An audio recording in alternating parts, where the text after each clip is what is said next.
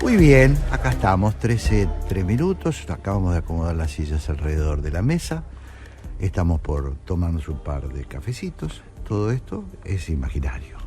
Lo cierto es que para nosotros también es imaginario el espacio para conversar de otra manera, para entrar en una segunda fase de nuestro programa, donde el protagonista principal es, por supuesto, el ensayista, el filósofo, el poeta, Santiago Cobaldo. Miembro de un coro de voces, como siempre te digo, y encantado de que cambiemos ideas para partir de algo tan esencial como lo que planteaste hoy en tu editorial. Y voy a tratar de fundamentar bien lo que digo.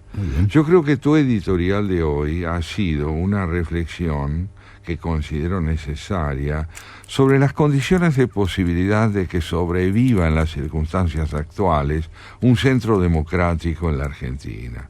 ¿Por qué? Porque es una editorial que ha puesto el acento sobre los fundamentos del temor a ejercer una crítica al gobierno en aquellas áreas donde esa crítica se justifica como expresión de una necesidad, que es la de que los procedimientos del partido gobernante, del presidente de la nación, del oficialismo en suma, sean consecuentes con el respeto hacia la opinión que, no coincidiendo con todas sus actitudes, aspira a perfeccionar la calidad ética expresiva y hasta yo diría solidaria con el sistema democrático por parte del gobierno. ¿Qué es lo que has dicho, Jorge, en tu editorial desde mi punto de vista?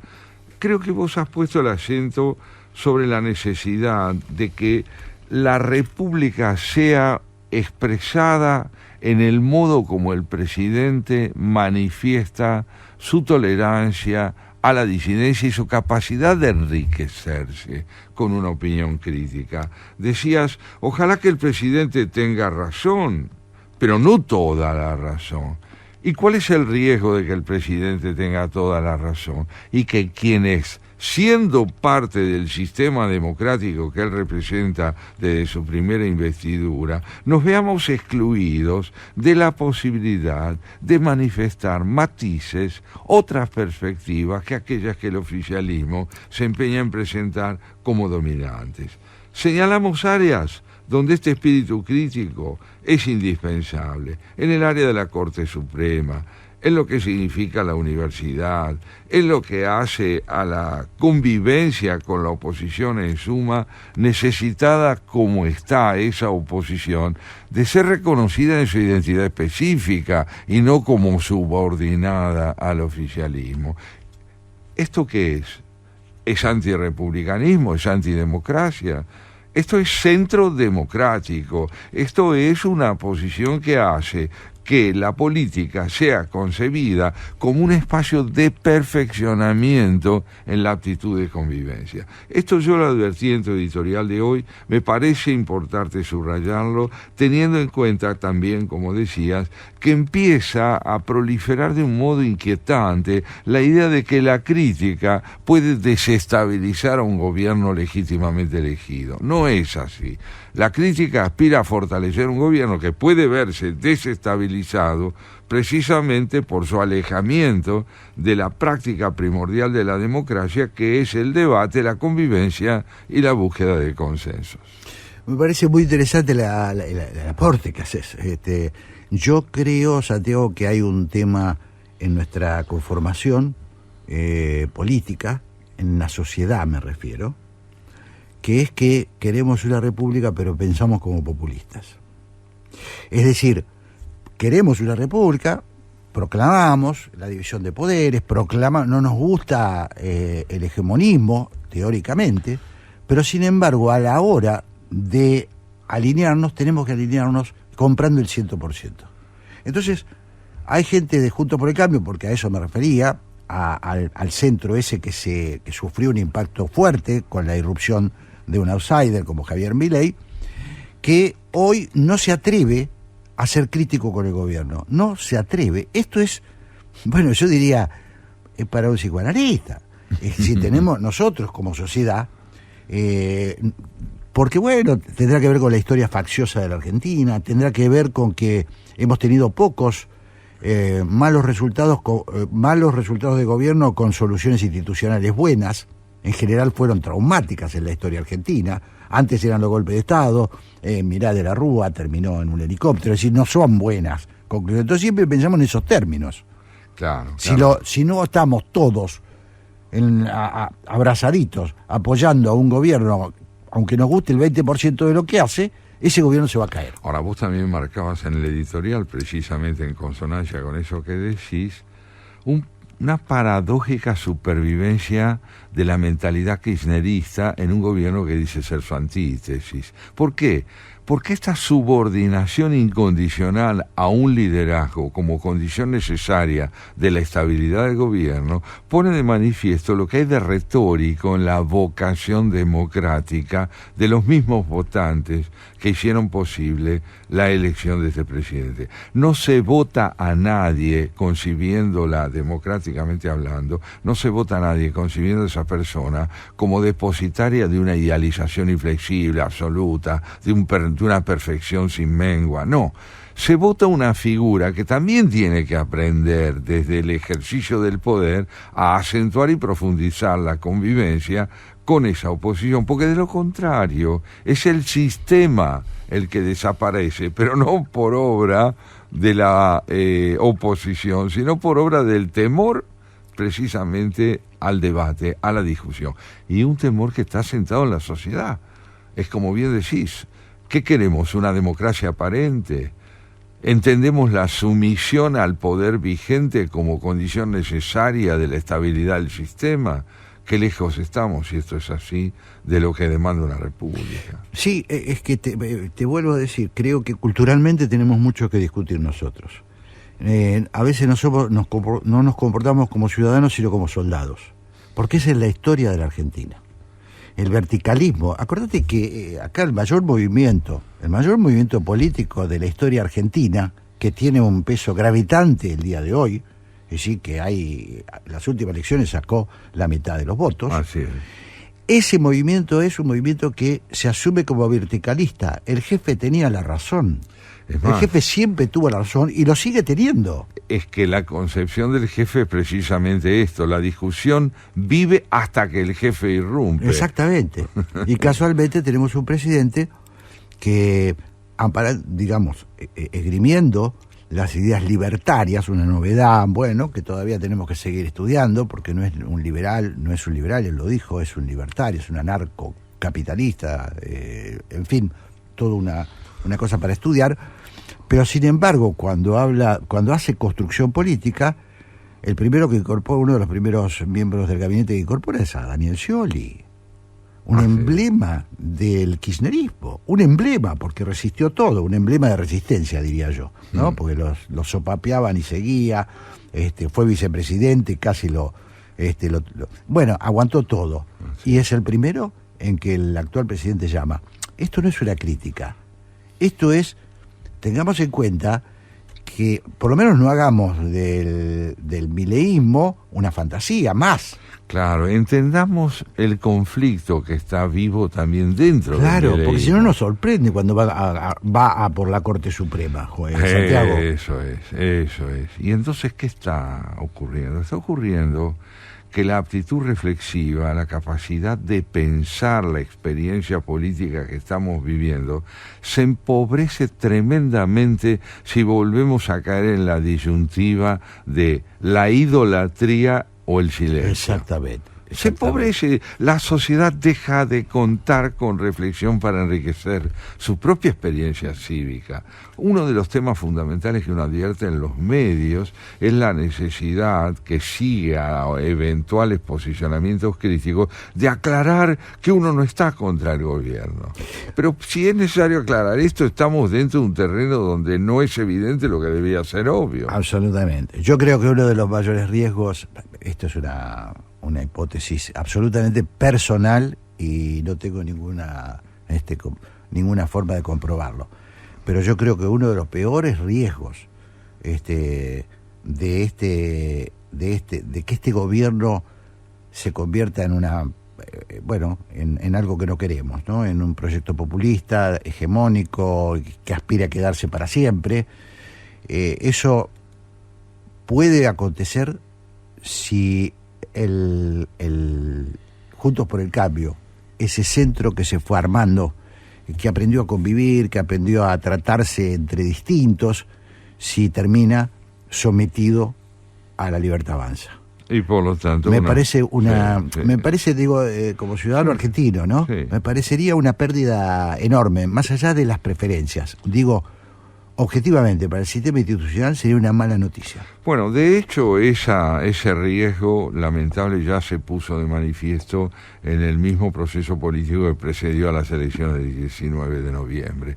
Ya las disidencias implicaban una fuerte dificultad para enfrentar con un criterio, no digo uniforme, pero sí convergente, a las elecciones, con una posibilidad de cambio que diera ante todo la palabra a esa capacidad de generar consensos antes que disensos nacidos de la descalificación de sus partes. Estoy de acuerdo, fíjate que fue mala la experiencia de la interna de Juntos por el Cambio. Fíjate lo que les pasa a los uruguayos, la diferencia. Fíjate el Frente Amplio, que hace internas. El Frente Amplio, que es una coalición de izquierda, hace internas, se juegan, se ve, pero después actúan. Bueno, digo esto porque de paso hoy son las elecciones en Uruguay.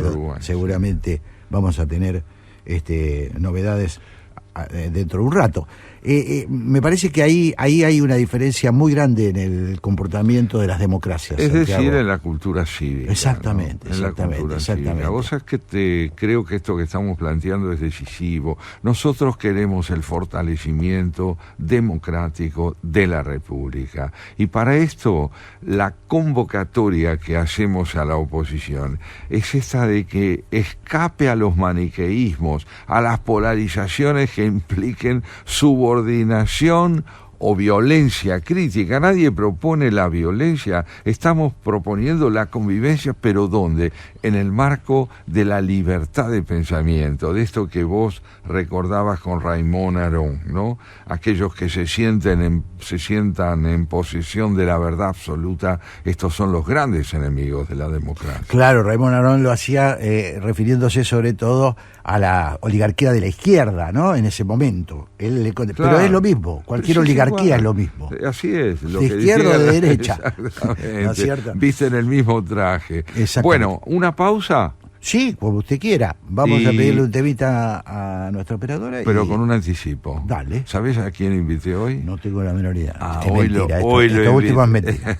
A Yuval Harari, este pensador israelí que tan de moda está, y fundadamente, con obras como Nexus, que acaba de salir, pero a quien hoy vamos a interrogar en un libro previo, 21 lecciones para el siglo XXI. Qué bueno, espectacular tema. Vamos.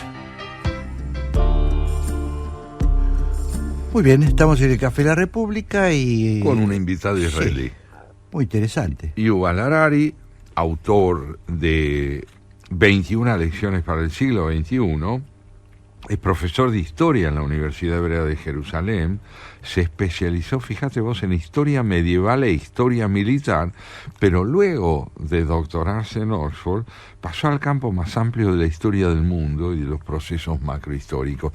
Esto lo ha convertido en un interlocutor del presente. Uh-huh. Es un autor prolífico, discutido, con capacidad de aportar ideas nuevas a la comprensión de los problemas fundamentales del tiempo en que vivimos, y entre ellos, yo diría que en el capítulo de este libro que él dedica a Facebook y a lo que sería la comunicación digital, vamos a encontrar un título muy curioso en esta parte de su libro. Lo llama "Los humanos tenemos cuerpo". Ajá. Los humanos tenemos cuerpo. Es decir, el lugar de la corporeidad en la era digital es el tema del fragmento del libro que quiero leer contigo, con los oyentes, y discutir entre nosotros. Dice Yuval Harari en este capítulo: en los últimos años, el éxito de Facebook ha sido asombroso y en la actualidad cuenta con más de 2.000 millones de usuarios activos en línea. Pero para poner en marcha Su nuevo proyecto tendrá que salvar la brecha entre estar en línea, conectado, y fuera de línea, desconectado. Una comunidad quizá empiece como una reunión en línea, pero para fortalecerse de verdad, también tendrá que echar raíces en el mundo fuera de línea. Si un día un dictador prohíbe Facebook en su país o cierra el grifo de Internet, ¿se evaporarán las comunidades? ¿O bien se reagruparán y contraatacarán? ¿Serán capaces de organizar una manifestación sin comunicación en línea? Zuckerberg explicó en su manifiesto de febrero de 2017 que las comunidades conectadas ayudan a promover a las desconectadas. Esto es verdad a veces, pero en muchos casos la conexión se produce a expensas de la desconexión, y hay una diferencia fundamental entre las dos. Las comunidades físicas tienen una profundidad que las comunidades virtuales no pueden igualar, al menos no en un futuro inmediato. Si me encuentro enfermo en Israel, mis amigos de California en línea pueden hablarme, pero no pueden traerme una sopa o una taza de té. Los humanos tienen cuerpo. Durante el último siglo, la tecnología ha estado distanciándonos de nuestro cuerpo. Hemos ido perdiendo nuestra capacidad de prestar atención a lo que olemos y saboreamos. En lugar de ello, nos absorben nuestros teléfonos inteligentes y ordenadores. Estamos más interesados en lo que ocurre en el ciberespacio que en lo que está pasando en la calle. Es más fácil que nunca hablar con mi primo en Suiza, pero más difícil hablar con mi marido durante el desayuno, porque está todo el rato pendiente de su teléfono inteligente en lugar de estarlo de mí. Es muy interesante. Muy interesante. Es muy interesante, sí. Me parece que plantea uno de los grandes temas filosóficos de este momento. Santiago. Ni más ni menos, ni más ni menos. Estamos ante y eso que este libro ya tiene unos años, y eso se ha incrementado brutalmente con otras redes. Se han sumado, me atrevo a decir, se ha sumado un mundo que no imaginamos, que es el mundo de los niños. Se han sumado los niños a las redes de una manera, yo diría que peligrosa, de una manera que todavía no sabemos cómo controlar, si no lo sabemos entre nosotros, y vamos perdiendo esto que él dice, ¿no? Vamos perdiendo la corporeidad, la sensación, y lo vamos reemplazando por un teléfono o por una computadora. Imaginemos lo que significa para una familia con chicos. Hemos ganado entonces más y más capacidad de conexión y hemos ido perdiendo más y más capacidad de desconexión. De volver a un mundo fuera de las redes, sí, como un mundo imprescindible, porque lo que vos estás diciendo es que no sabríamos ya cómo hacer para vivir, no sin esta oportunidad fabulosa que brinda el mundo digital, sino para vivir con nosotros fuera de ese mundo digital. Claro, vos fíjate que había una preocupación hace unos 40 años, que era un debate que en el mundo entero, que era ¿qué vamos a hacer cuando tengamos mucho tiempo? Porque se preveía la reducción de la jornada laboral, se preveía que los trabajos iban a insumir menos tiempo. ¿Qué vamos a hacer? Entonces, había muchos estudiosos del tiempo libre. Resulta que nos hemos construido una prisión para no tener tiempo libre, porque tener tiempo libre no significa estar todo el día enganchado a otros. No significa estar todo el día... Las palabras silencio, soledad, aislamiento, connotadas... Por lo menos son debates que hay que hacer, ¿no? Pero es indispensable que los hagamos, porque si de hecho, como bien estás señalando, estamos en una realidad que en 1941 Erich Fromm señala como problemática a través del miedo a la libertad. Ajá. 1941, todavía la tecnología estaba muy lejos de alcanzar el auge que alcanzó hoy en el campo virtual. ¿no? La tecnología de punta, pero ya aparece esta cuestión decisiva filosóficamente. ¿Un hombre libre es un hombre que hace lo que quiere o es un hombre que, disponiendo de tiempo para matizar su vida pública, su vida laboral, es capaz de estar consigo fuera de ese espacio de conexión pública al que inevitablemente se ve obligado a frecuentar cuando trata de valerse de las redes para poder vivir en el mundo del presente? Fíjate la frase que usa Harari, ¿no? Es más fácil que nunca hablar con mi primo en Suiza, claro, pero más difícil hablar con mi marido durante el desayuno porque está todo el rato pendiente de su teléfono inteligente en lugar de estarlo de mí. ¿Qué está diciendo? ¿Qué pasa con los vínculos afectivos cuando están mediados por esta ausencia paradójica? Nos sentamos en la misma mesa, yo desenfundo mi celular y te digo, lo estoy pasando bien con vos. Mirá, y si se cumplen las previsiones, dentro de poco no se va a sentar ni a desayunar ni a almorzar, porque en 20 o 30 años, según dicen algunos futurólogos, vas a tomar una pastillita. ¿Para qué perder tiempo comiendo? ¿No? ¿Para qué nos vamos a sentar a una mesa a comer? Fíjate la idea del tiempo, la idea del tiempo como una herramienta a ser utilizada y no como un elemento constituyente de nuestra identidad como ser humano. Claro. Somos tiempo, pero ¿tiempo para qué? Claro. ¿Para correr atrás solo de la eficiencia? ¿O también podríamos abrirnos al campo del asombro, de la duda, de la interrogación acerca de lo que hacemos en este planeta y sobre todo de lo que hacemos con el prójimo en este planeta? Claro. Unas palabras más del amigo Harari. En el pasado los humanos no podían permitirse tal indiferencia. Los antiguos recolectores siempre estaban alertas y vigilantes, mientras se desplazaban por el bosque en busca de setas, observaban el terreno atentos a cualquier protuberancia reveladora, percibían el menor movimiento en la hierba para descubrir si allí podría haber una serpiente al acecho. Cuando encontraban una seta comestible, la comían con suma atención para distinguirla de sus parientes venenosas. Los miembros de las sociedades pudientes actuales no necesitan esa percepción tan aguda. Podemos pasearnos entre las estanterías del supermercado mientras escribimos mensajes y comprar cualquiera de un millar de productos alimenticios, todos ellos supervisados por las autoridades sanitarias. Pero escojamos lo que escojamos, podemos terminar comiéndolo apresuradamente frente a una pantalla mientras leemos los correos electrónicos o vemos la televisión sin que apenas prestemos atención al gusto real de lo que comemos. Zuckerberg dice que Facebook se ha comprometido a continuar mejorando nuestras herramientas para proporcionarnos el poder de compartir nuestras experiencias con los demás.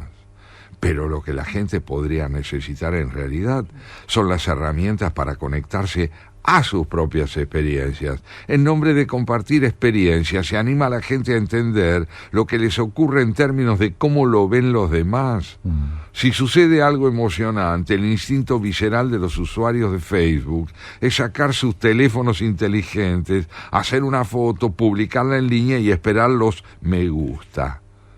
En el proceso apenas se dan cuenta de lo que han sentido ellos. De hecho, lo que sienten está determinado cada vez más por las reacciones en línea. Claro.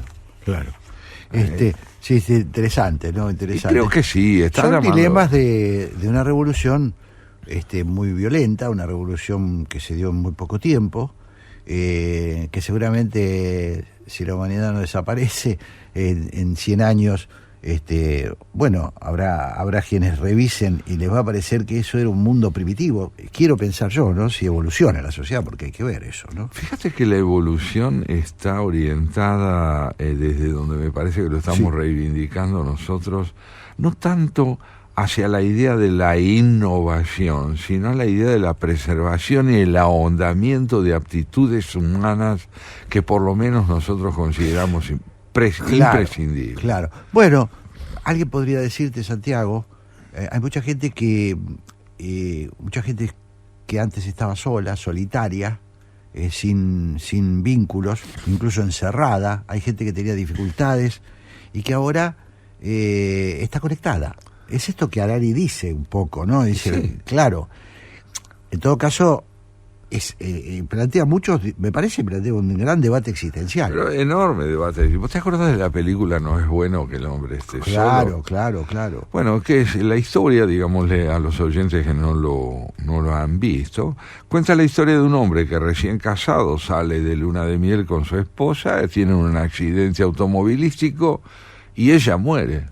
Y el tipo sufre tal trastorno, tal depresión, tal dolor, que se hace construir una muñeca de goma con los rasgos de su ex esposa, de la cual él ha enviudado, y vive con ella.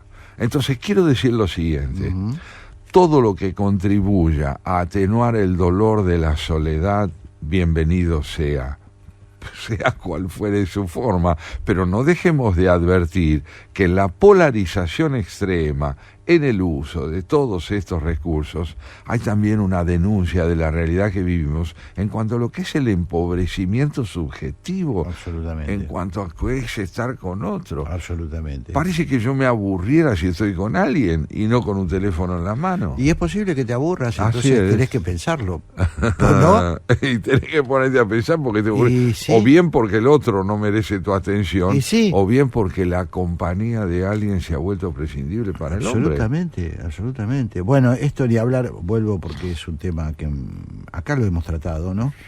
Esto es muy dramático en los niños. Es muy dramático, Santiago, es muy dramático, porque ahora empieza a haber reacciones. Bueno, la ciudad, vos viste que prohibió el ingreso de los celulares al aula, en una medida como, bueno, por lo menos es una medida, pero en las casas yo conozco familias que empiezan a plantearse, pero no podemos, porque es una gran tentación que un chico se entretenga. No molesta, el chico no molesta, le doy la tablet y no lo escucho. Vas al restaurante con el pibe de 6 años en la mesa de al lado y están los padres charlando con los amigos y el chico está metido en esa mamadera. Sí, exactamente. Que lo aísla, vaya a saber, no solo de los adultos con los que se aburriría, sino de aquellos aspectos que hacen con que los padres no sepan generarle a ese hijo un lugar. Exactamente. Me parece que al menos yo lo creo así, lo que no podemos es no discutirlo esto.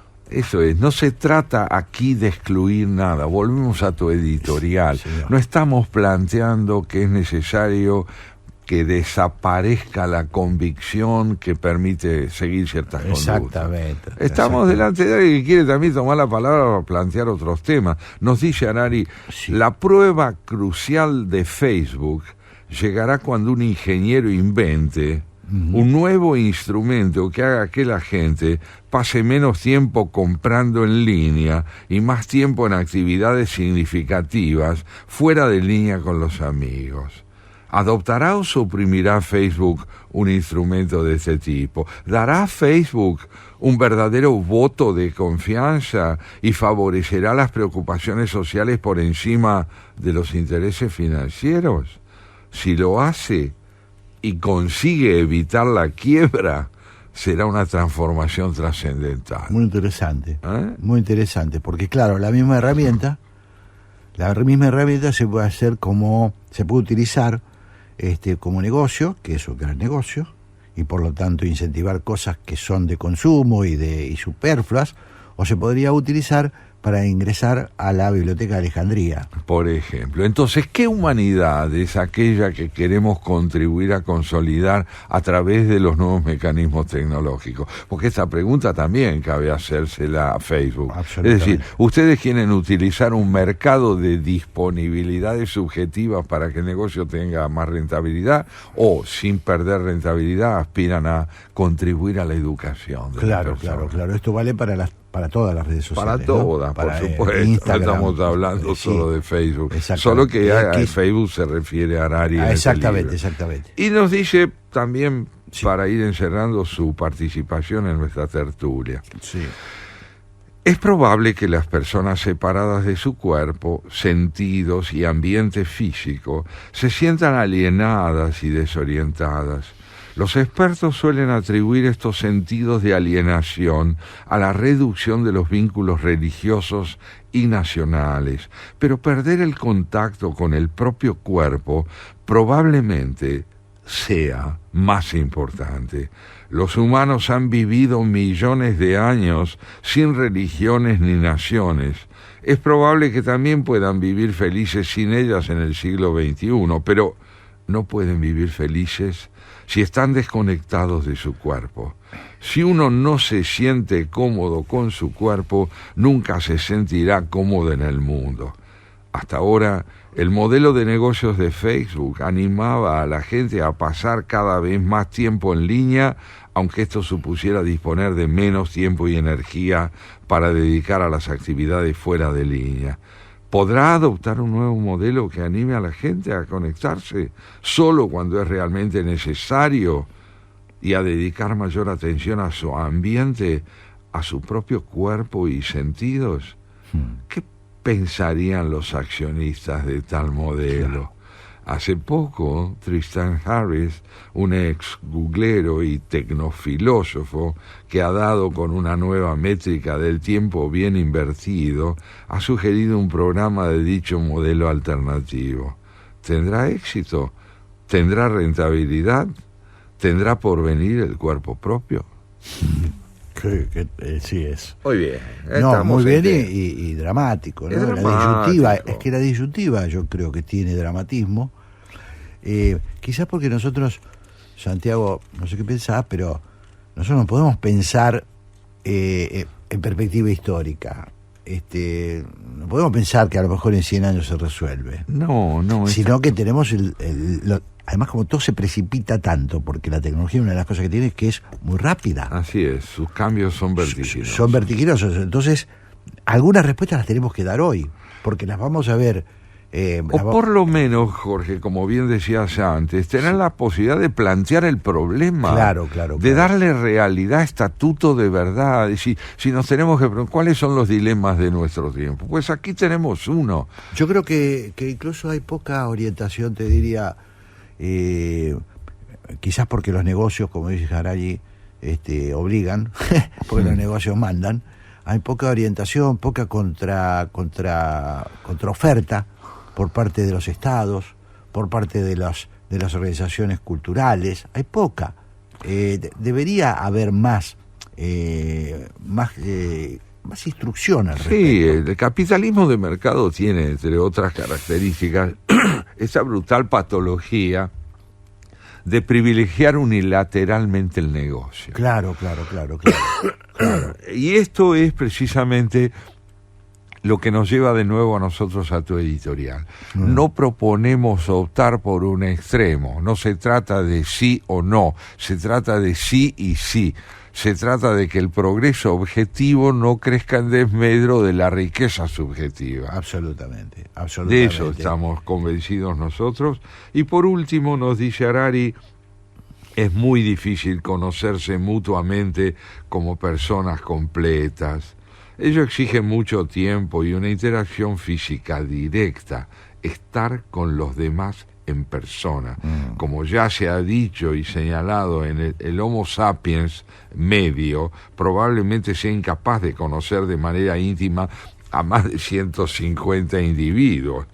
En un plano ideal, crear comunidades no debería ser un juego de suma cero. Los humanos pueden sentirse leales a diferentes grupos al mismo tiempo.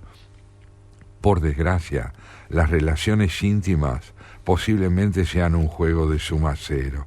Más allá de un punto determinado, el tiempo y la energía que invertimos en llegar a conocer a nuestros amigos en línea de Irán o de Nigeria serán a expensas de nuestra capacidad para conocer a nuestro vecino de al lado. Que es impresionante, ¿no? Se expresa con una propiedad notable, nos propone un desafío formidable, acuciante, y lo que queremos decirles a nuestros oyentes: no tiren a la basura el celular, aprendan también a vivir fuera de él. Absolutamente, absolutamente. Bueno, creo que nadie te va a hacer caso si decís que lo tiren a la basura. Más bien lo contrario. Más bien. Es muy interesante. Aprovecho para decirte que, no sé, escribió María Cristina de Olivos, María Victoria de Pilar y, por supuesto, Patricia de Villarramayo, que siempre está ahí, que es un amor de persona. Gracias a las tres. Bueno, estamos con apenitas un minuto. Me parece que muy interesante la polémica que plantea Harari, que, dicho sea de paso, revolucionó, bueno, en principio por el mundo de los libros, ¿no? Porque es un vendedor de libros impresionante, un bestseller notable, mundial. Notable. Al ensayo de ideas, de reflexión sobre el presente, él le ha sumado algo que yo valoro mucho, y no necesariamente son coincidencias todas las que tengo con él, pero me parece que se trata de un polemista formidable, que ejemplifica con su posición cuál es la función, una de las funciones al menos, del ensayismo contemporáneo. Hacer de lo que parece mera actualidad un análisis profundo de lo que significa el presente. Absolutamente. El presente absolutamente. Es un autor hoy muy seguido y también muy polemizado, muy cuestionado. Muy cuestionado. Es bueno que eso suceda. Es saludable. Fíjate vos, por ejemplo, para dar una idea, uno de los autores más célebres de nuestro tiempo ha sido Huntington con El choque de las civilizaciones. Bueno, es un libro que alcanzó una repercusión descomunal, que plantea el tema de la confrontación entre distintas visiones mundiales, ¿no es cierto? De un lado la islámica, del otro lado occidental, por ejemplo. Y él discute con Huntington, le discute a Huntington la idea de que el problema de fondo es entre civilizaciones. Eso es. Y él cree que hay una sola civilización. ¿Tiene razón? ¿No tiene razón? Tiene un poco de razón, al igual que Huntington. Nosotros somos partidarios de esta equidad de las ideas en el debate. Estamos ya entonces con los segundos contados. Nos vamos a encontrar, ahora sí, con Graciela Fernández Mejía y Pablo Marmorato, que luego van a hacer el programa ¿Por qué? ¿Te parece? Me parece muy bien. Hagamos una pausa musical, tomemos ese café que se enfría. Sí, señor. Y nos encontramos con otro para la ronda con Graciela y Pablo. Y ya estamos en contacto con la señora Graciela Fernández Mejía y con Pablo Marmorato, a quienes recibimos en este espacio en común. Con un saludo fundamental, que es buen domingo de luz como el que tenemos. Cierto. Qué lindo día, ¿verdad, Graciela? Gracias. Bueno, a ver si... Pablo, que viene del campo. ¿Cómo? Pablo, que viene del campo. Claro, Pablo está en el campo, es impresionante. Sí. Con las botas embarradas. Estará disfrutando de este día espléndido. Hoy por suerte no. Hoy es un día espléndido. ¿Dónde dejaste el tobiano? ¿Qué dicen? ¿Qué Mira, a ver si podemos compartir en estos minutos que tenemos en común una idea que estuvimos hablando bastante con Santiago a partir del editorial que hicimos hoy en Haciendo Pie. Te lo voy a resumir así. Hay un temor en algunos sectores del centro de pronunciarse, de discrepar con el gobierno, de ser críticos con el gobierno, y que están llamando de alguna manera a una nueva ortodoxia. Es este gobierno, porque si este gobierno fracasa, volvemos a lo anterior, y por lo tanto mejor callarse la boca. Nosotros, desde nuestro espacio, la conversación con Santiago, decimos: el republicanismo, el centro, tiene que tener voz y no puede temerle a la polémica. Absolutamente de acuerdo. Es más, ojalá hubiera una buena polémica y no una sarta de insultos que provocaran situaciones precisamente de retroceso. Exactamente, Eso, exactamente. retroceso, has usado el término adecuado, porque yo creo que allí donde prospera el miedo, que lleva al silencio y a la ausencia de crítica, donde realmente la crítica tiene función creadora, respaldando la democracia, donde eso se produce, hay involución cívica. Totalmente. Y nos olvidamos de que cada vez que se cedió en ese sentido, Ujú.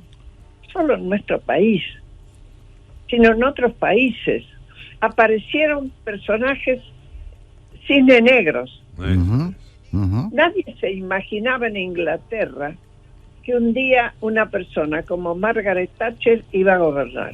Absolutamente, absolutamente. Bueno, un poquito ese es el eje, creo que de una conversación que se está empezando a instalar.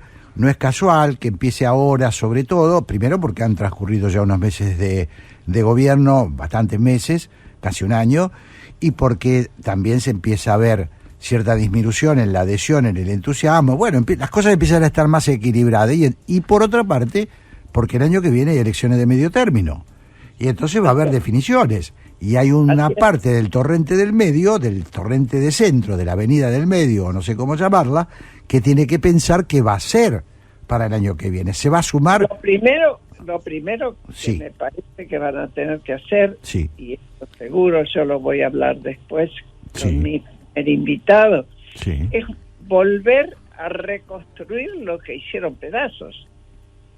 Claro. ¿Qué pasó con Juntos por el Cambio? Ajá. ¿Qué pasó con el radicalismo? Claro, 3 radicalismos, 3 jefes radicales. sí, un drama. Para la República, digo, no para el radicalismo, es un drama.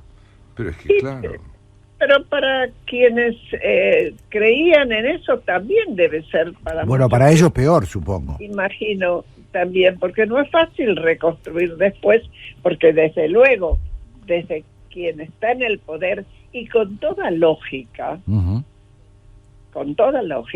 va a tratar de impedir que se unan. Claro. por No digo supuesto. que ni que esté bien ni que esté mal, estoy aplicando lo que es el uso del poder de determinada manera que usa esa lógica.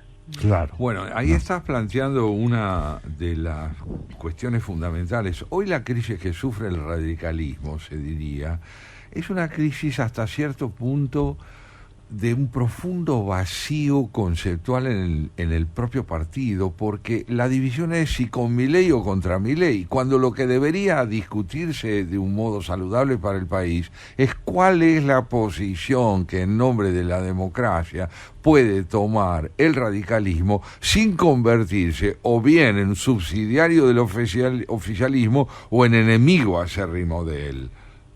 Claro, yo a ver, no soy politóloga ni nada de eso, soy solo veterana. Solo Bueno. no, solo no. Y bueno, ¿qué querés? No seas Pero- absolutista. Pero pienso, cuando apareció el radicalismo, estaba representando Ujú. un sector político nuevo en la sociedad argentina que venía de una gran migración, que se había conformado con una gran migración. Ujú. ¿No es cierto? Hasta Así fue es. revolucionario Así es. Sí, en claro. su momento. Claro que sí. Claro, hoy, la clase media, que es a mi criterio la que más está sintiendo los golpes de la economía, ¿se siente igual de representada? Claro. Claro. ¿O quién la representa? Porque siempre los partidos políticos representan algún sector, cuando no a todos. Absolutamente. Sí, esto que estás marcando. A Bueno, todos es difícil, pero Interesante este punto de vista porque es la clase media, yo creo, la que corre el riesgo de efectivamente desaparecer en el proyecto macroeconómico digamos, de un sector más o menos lo que se está conformando en el mundo, lamentablemente, ¿no? Pero que nuestra clase media resistió bastante, que es Así es. unas sociedades, bueno, donde hay un tercio que vive muy, muy bien y el resto que otro 30 que trata de sobrevivir y 30 que ya no vuelve más a la vida normal. Y yo agregaría, si ustedes me permiten, Claro. dentro de confusión, Sí, sí. para que no falte ningún ingrediente, Sí. El tema del peronismo hoy, Sí.